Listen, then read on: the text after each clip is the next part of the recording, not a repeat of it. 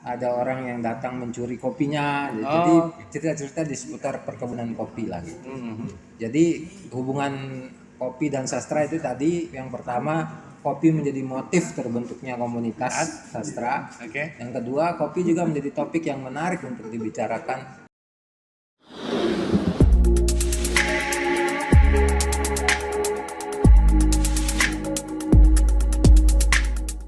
Kita balik lagi di halaman belakangnya Antara, di kantor Antara, Jalan Kekatuan nomor 3. Kebetulan kita sekarang kedatangan Kakak Kiki. Nah, kita sedikit saya bacakan sedikit aja profilnya Kakak Kiki. Lahir di Ampenan, Lombok, Nusa Tenggara Barat, menulis cerpen, naskah, pertunjukan, dan non-fiksi.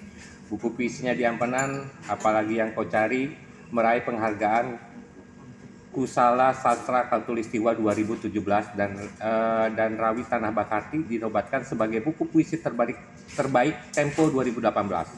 Sehari-hari bekerja di Akar Pohon, suatu komunitas non-sanggar yang mengaitkan kerja-kerja pencipta, pengarsipan, penerbitan sastra, serta proyek-proyek seni lainnya. Oke, terima kasih Kak sudah mau datang di halaman belakangnya Antara. Kebetulan kita lagi ada bincang-bincang kopi Lombok yang kaitannya dengan sastra dan budaya. Nah, gitu loh. Nah, ini tapi sebelumnya juga ada beberapa buku-buku Kakak Kiki yang baru terbit di tahun 2020 ya, betul ya. Ini Dinding Diwani, ini tahun 2020. Yang 2021 itu ada Tuhan Padi. Ini kumpulan puisi juga, kumpulan puisi. Muazin Pertama di Luar Angkasa, sekumpulan cerpen ya Kak Kiki ya. Ini juga 2021. Yang terakhir ini ada Bedir Menebus karya Kiki Sulistyo juga, kumpulan cerpen. Nah, buat teman-teman yang mau dapetin buku Kakak Kiki dan teman-teman penulis Lombok lainnya, itu bisa di toko buku clandestine. Nanti tinggal cari aja di Instagramnya, ada toko buku clandestine. Dan kita juga disponsori ya oleh Buncitmen. Terima kasih Buncitmen, udah seminggu ke depan bakal sebulan ke depan bakal kita hajar. Oke, Kakak Kiki, kita ngomongin soal Lombok. Kebetulan Kakak Kiki ini lahir di Ampenan. Mungkin punya satu cerita soal kopi di Ampenan, bagaimana, ataukah adakah kopi kaitannya dengan karya sastra yang dibuat oleh Kakak Kiki? Itu pertanyaan pertama dari saya. Ya, kalau kopi sih dari kecil ya, kopi itu sesuatu yang sehari-hari lah. Kalau kita berkunjung kemana ke teman-teman gitu kan, mesti kopi gitu kan. Waktu saya dikasih tema gitu, saya ngerasa kopi dan sastra itu dekat. Tapi saya mikir-mikir kedekatannya seperti apa ya, kayak gitu kan. Boleh. Kita bisa ngeliat dari dua gitu ya. Yang pertama kan sebagai kemudian sebagai satu industri gitu ya, kopi itu kemudian menjadi motif untuk berkumpulnya orang-orang gitu kan. Berdirinya kafe itu yang menjual kopi menjadi ruang baru bagi berkumpulnya orang-orang, termasuk para sastrawan, para penulis gitu ya. Itu di luar negeri pun seperti itu, misalnya di Perancis ya, di awal-awal munculnya kafe-kafe gitu. Di Indonesia juga begitu. Jadi kopi itu menjadi motif untuk orang-orang ngumpul. Nah, kalau sudah ngumpul kan terbangunlah komunitas, berbagai macam komunitas. Salah satunya komunitas sastra. Jadi kemunculan kopi itu sebagai motif munculnya satu komunitas. Kayak kan, kita ngopi ketemu. Contohnya misalnya setiap saya misal pengalaman saya ke berbagai daerah misal di Indonesia, di pusat-pusat tempat orang kesenian gitu kayak taman budaya, selalu ada warung kan. Selalu ada warung, dan itu pasti meskipun warung itu menjual apa saja, tapi pasti disebut warung kopi.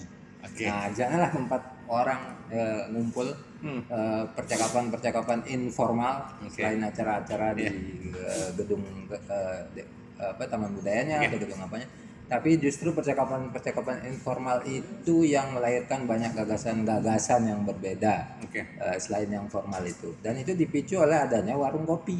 Nah, di sanalah perannya kopi itu sebagai motif untuk munculnya komunitas-komunitas. Berkumpulnya orang-orang. Ya, berkumpulnya orang-orang dan lahirnya komunitas-komunitas. Salah satunya sastra. Ya, komunitas sastra salah satunya. Kemudian dari sisi karya sastra sendiri, kopi banyak mendapat perhatian di para sastrawan. Oke. Saya menyebut 3 aja karya Indonesia ya, penulis Indonesia yang terkenal. Oke. Dan itu berhubungan sekali dengan kopi. Yang pertama kan kita tahu filosofi kopi. Oke, filosofi kopi. Dewi Lestari gitu ya. Karya yang kemudian difilmkan Ya. gitu. Kemudian ada Surat Kopi, Joko Pinurbo. Ya, kumpulan puisi ya. yang meraih penghargaan Kusala Sastra juga. Ya. Kemudian yang terakhir ini buku baru, itu judulnya Babat Kopi Parahyangan. Babat Kopi Ya, Parahyangan. itu oleh Epi Sri Rediki. Itu sejarah kopi lah. Ya. Kayak gitu. Di Lombok sendiri ada pengarang namanya Arianto Adi Purwanto dari Lombok Utara. Oke. Beberapa cerpennya itu tentang kopi. Tentang kopi. Ya, salah satunya menarik judulnya Pendea. Pendea Itu aktivitas orang yang dari kota datang, dia bawa sabun, rinso, keperluan-keperluan sehari-hari yang modern, datang ke kebun kopi untuk ditukar dengan kopi. Oh. Ya kayak gitu, ditukar dengan kopi gitu. Beberapa cerpennya Ari karena dia berasal dari Lombok Utara itu berbicara tentang kopi, musim kopi, bagaimana orang-orang di sekitar kalau musim kopi ada orang yang datang mencuri kopinya, jadi cerita-cerita di seputar perkebunan kopi lah gitu. Jadi hubungan kopi dan sastra itu tadi yang pertama, kopi menjadi motif terbentuknya komunitas sastra. Yang kedua, kopi juga menjadi topik yang menarik untuk dibicarakan di dalam karya sastra. Gitu, Kang. Nah, dari sekian banyak nih Kang, Kakak Kiki, dari buku-buku yang Kakak Kiki ini, ada nggak satu cerita atau satu cerpen, satu puisi yang Kakak tulis itu ya itu tadi motifnya itu dari kopi gitu loh? Kalau khusus sih tidak ada, tapi saya itu ngopi tiap hari kan. Ngopi tiap hari. Ya. Jadi setiap pagi itu saya pasti ngopi. Nah, mungkin kalau tentang ngopi agak susah ya. Mungkin kopi itu agak membantu saya meringankan pikiran gitu ya. Terus kemudian bisa fokus untuk menulis. Tetapi yang di dalam adegan-adegannya ada kopi tentu ada gitu. Tapi saya khusus membahas kopi di dalam karya saya tidak ada. Kan seperti yang pernah saya baca di bukunya Rawitan Abakarti itu ada bercerita tentang kain tenun ya, kayak motif itu kan ya. Tapi untuk yang kopi nggak ada ya? Kalau kopi yang khusus cerita kopi itu tidak ada. Nah, ada nggak terpikiran untuk di kemudian hari Kakak Kiki menuliskan dalam karya sastra tentang kopi? Ya pasti ada. Cuma memang belum momennya. Aja. Kopi kan sehari-hari, jadi kemungkinan besar pasti ada kopi baik dalam bentuk puisi atau cerpen atau esai. Sebenarnya kalau esai ada sih. Esai saya lebih merujuk ke fenomena lahirnya kafe. Ya. Kafe itu kan sebenarnya migrasi. Kalau di Indonesia ini sebenarnya lebih dikenal warung kopi ketimbang kafe. Tapi warung kopi itu kan kemudian seiring perubahan gaya hidup gitu, berubah menjadi kafe-kafe, kan banyak sekali kafe-kafe. Iya, kafe-kafe di situ. Ya, Nah, kan kita ngomongin soal kopi Lombok nih. Kita ngomong kebudayaan kopi Lombok yang tadi juga udah kita bahas bareng sama Kang Ari. Terus ada juga pertanyaan dari Kang Rija di mana bahwa munculnya kopi-kopi, kedai-kedai kopi ini tapi tidak menonjolkan Lomboknya nih. Gimana pandangan Kakak Kiki soal hal itu gitu? Yang pernah menulis esai tentang lahirnya kafe-kafe ini. Ya, saya kira kan karena ini pasar bebas ya. Segala sesuatu ditentukan pasar. Tentu menurut saya sih kopi Lombok, misal kita mau identitas kopi Lombok gitu ya, memang harus punya brand atau punya strategi tersendiri di dalam pasar yang bebas itu. Karena kan di Indonesia banyak jenis-jenis kopi yang kemudian menjadi idola. Kan kalau kita ke kafe kan ada kopi A, kopi B, kopi C gitu. Nah, bagaimana bisa masuk kan di dalam di dalam deretan kopi-kopi yang menjadi idola ini. Tapi sebenarnya sudah ada sih kelihatan gitu ya. Sudah ada, maksudnya teman-teman di luar itu kadang-kadang nanya gitu. Kopi kopi sembalun Ya, misalnya ya. sudah ada ditanyakan, artinya orang-orang di luar udah kenal. Sudah kenal ya. Tinggal bagaimana memasuki pasarnya aja, karena ya pasarnya bebas, jadi itu tergantung kita kan, si pengusaha kopinya. Nah, seberapa penting, bukan seberapa penting, seberapa besar sih peran kopi dalam, ya tadi kan motif, oke ya. Kalau nggak ngopi bisa nulis. Kurang jernih ya kepala. Kurang jernih. Kan kalau kita bangun tuh banyak pikiran nih. Oke. Nah, untuk menjernihkan itu supaya fokusnya nulisnya, itu Kopi. dulu. Kan Kopi tapi dulu. kalau ngomongin soal kurang jernih, kopi kan hitam kan. Kopi kan hitam, yang diminum kan kita butak juga. Kok bisa menjernihkan? Ya, kopi itu hitam tapi dia membersihkan. Oke, kopi itu hitam. Ya, tapi dia membersihkan. Nah, aku boleh yang ngorek sedikit kayak di rumah. Sebagai Kakak Kiki, sebagai seorang penulis ya Kak ya, penulis yang memang sudah banyak sekali karyanya, bahkan dimuat, bahkan mendapatkan penghargaan juga gitu kan.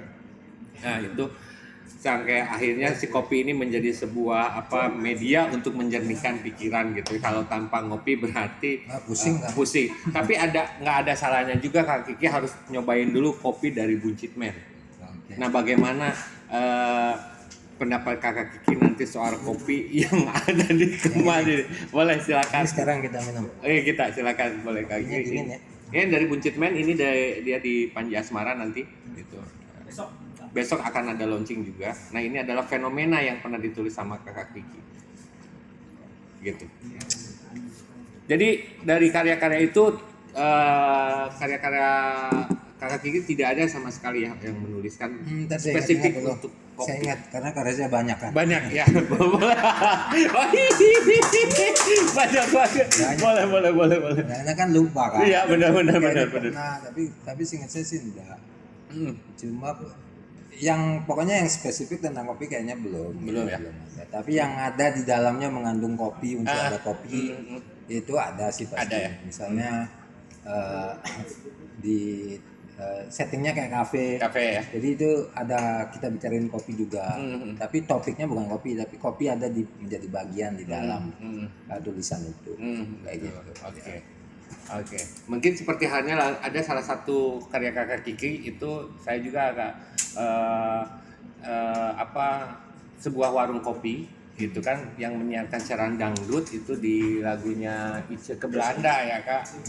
Ice ke Belanda itu ada sebuah warung, bercerita juga soal tentang warung kopi mungkin Ya, itu. tentang ampenan lah, kalau di ampenan ya ada banyak itu warung kopi. Warung kopi ya. Banyak. Nah, boleh nggak cerita Kak, waktu kan Kakak Kiki lahir di Ampenan zamannya pada saat itu, yang akhirnya keluar juga satu karya sastra yang bercerita tentang khusus Ampenan nih kayak bagaimana kebudayaan ngopi pada saat itu Kak? Waktu itu yang jelas pertama belum ada kafe. Belum ada kafe. Ya. Jadi kopi itu ada di warung-warung kecil. Oke. Gitu, dan bukanya pagi banget. Pagi sekali. Jam setengah 7 itu mungkin udah buka. Oke. Itu tempat para orang-orang yang bekerja di Ampenan tuh, itu kumpul di sana. Pagi-pagi tentu ada camilan-camilan juga, ada pisang goreng. Tetapi yang jelas itu sangat pagi gitu kan. Beda dengan kafe kan, sekarang kafe biasanya enak ke atas. Kalau dulu tuh sangat pagi bukanya. Karena memang melayani para pekerja-pekerja itu, para makelar gitu kan. Sehingga kita kalau pagi itu memang selalu ada kopi. Ada kopi ya. Selalu, karena warung-warung kecil itu selalu menyediakan kopi. Dan itu kopi hitam, kopi yang belum ada mereknya. Jadi kopi yang dia buat sendiri kayak gitu. Dan itu sudah, kalau kita sekali lagi kalau kita ke tempat kawan-kawan juga atau tetangga ya kopi sudah menjadi bagian yang sangat sehari-hari ya. Sehari-hari. Kayak kita kalau lewat, ayo ngeteh dulu, nggak mungkin. Pasti ngopi ya. Mungkin ngeteh. Itu lagi ngebir kan nggak mungkin. Nggak mungkin. Ngebir ya. Boleh. Nah, mungkin ada dari teman-teman yang akan bertanya sama Kakak Kiki, apakah itu berkaitan dengan proses penulisan, yang kaitannya dengan kopi ataupun apapun, silahkan saja. Boleh kita ngobrol santai. Ada? Kalau nggak ada, saya akan lanjut lagi ke kakak Kiki nih. Saya kasih waktu. Boleh, silakan. Kang Ari mau bertanya sama Kak Kiki. Ya, saya mau tanya ke Mas Kiki ini, selama ini kan Mas Kiki mungkin bisa melihat, bisa merasakan mungkin kopi beras misalkan, kopi campur beras, kopi jagung atau kopi murni gitu. Itu dari sekian kopi itu yang memang sangat bisa dinikmati dan memberikan yang tadi dibilang mencerahkan, itu kopi yang seperti apa sih? Itu aja. Ya. Boleh ya?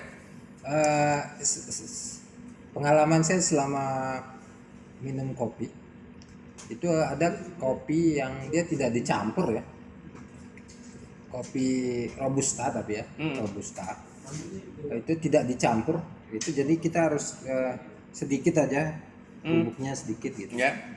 tidak terlalu banyak gitu, dan itu kencang memang kencang gitu. Oke.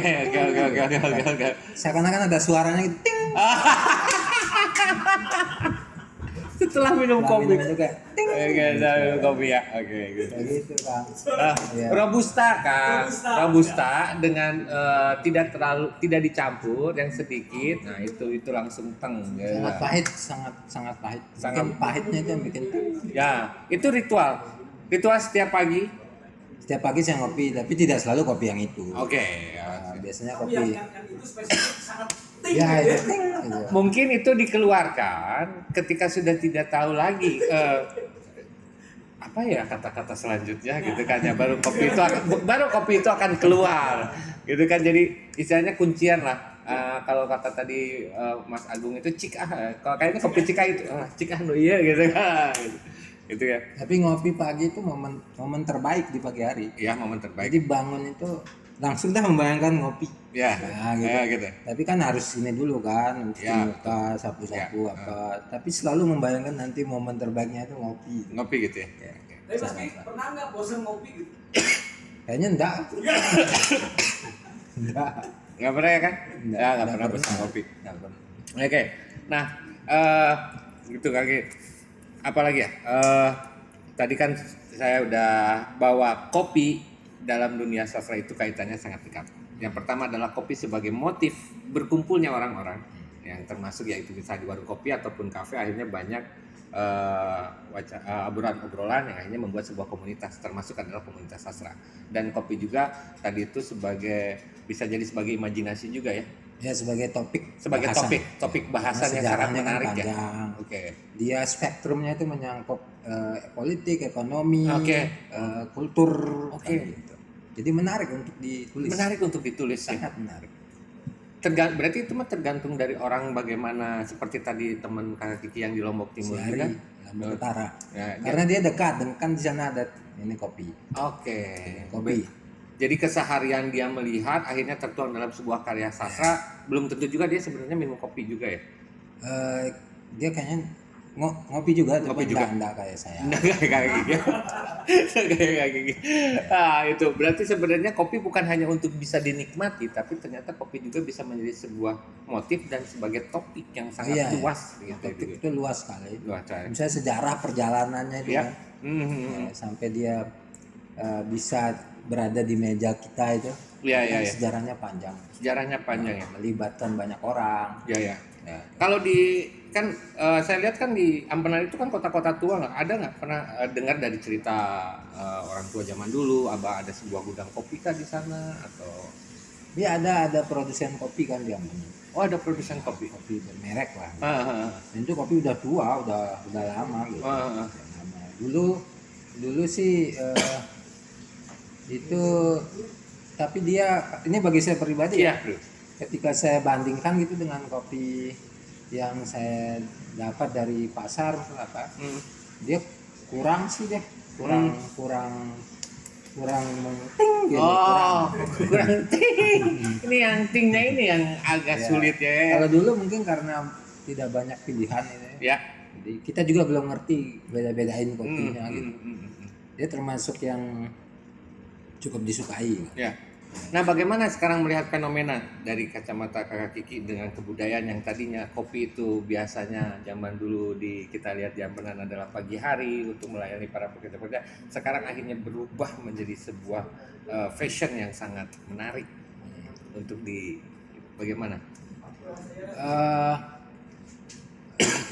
mungkin begini. Jadi kalau kita ke kafe-kafe kan dia tidak selalu menjual kopi aja kan, Ya. banyak hal-hal lainnya gitu. Hmm. Nah, tetapi kita lihat bahwa namanya kafe gitu ya, artinya itu sangat berhubungan dengan nama kopi. Ya, ya. Jadi sekali lagi dia di dalam perkembangan gaya hidup itu dia menjadi motif gitu loh. Hmm. Jadi Hmm. orang bikin yang namanya kafe. Hmm. Kafe itu ya kopi. Oke. Meskipun di dalamnya tidak selalu ada kopi. Ada kopi ya? Ada hal-hal lain juga. Gitu. Hmm. Tapi kan sekali lagi dia menjadi motif untuk membangun suatu ruang yang kita sebut kafe. Oke. Kayak gitu. Nah, dalam dunia sastra, oke, ada nggak sih jadinya akhirnya cerita itu jadi ada perubahan gitu yang Ya tentu saja sekarang acara sastra bisa di kafe. oke. Nah, yang dulu tidak bisa. Yang agak susah ya. Dulu kan sastra eksklusif. Oke. Ya misalnya di ruang-ruang semacam taman budaya, Oke. gedung kesenian itu Oke. kan kayak ruang-ruang publik tapi karena ada labelnya taman budaya, gedung kesenian Ya. jadi sudah terlabel Ya. itu orang-orang yang suka budaya dan suka kesenian. Oke. Tapi kalau kafe itu ruang publik yang Oke. yang egaliter kan siapa aja bisa. Hmm. Dan karena di sana ada kopi atau jual kopi, anak-anak sastra juga bisa masuk ke ruang publik yang egaliter itu sehingga sastra dari ruang eksklusifnya itu merembes ke ruang publik gitu. Oke. Yang terjadi kemudian sastra menjadi lebih luas diketahui dan tidak lagi terkesan eksklusif. Jadi dia bisa Oke. hadir bersama-sama dengan musik, dengan Iya. apa di Oke. tempat yang egaliter. Oh, itu menarik sekali ya. Ketika dunia sastra sekarang tidak menjadi eksklusif Tidak lagi. eksklusif lagi. Dan itu kan dimungkinkan karena ada ruang-ruang alternatif yang namanya kafe itu. Oke. Berarti benar-benar ya hari ini temanya sangat dekat antara kopi dan sastra dan kebudayaan. Akhirnya sekarang banyaklah ditemukan kegiatan-kegiatan sastra di kafe. Makanya misalnya kalau komunitas di sini ada komunitas buku ini aku pinjam itu kan ya. mereka bikin book dating kan Ya. di kopi tua Menantu. Ya. Jadi acara-acara sastra, acara literasi sudah masuk ke dalam ruang-ruang macam kafe itu, ruang-ruang egaliter kan itu. Ruang-ruang egaliter. Iya. Oke. Ada yang mau ditanyakan dari teman-teman? Cuma kalau terlalu mahal ya kadang-kadang pusing.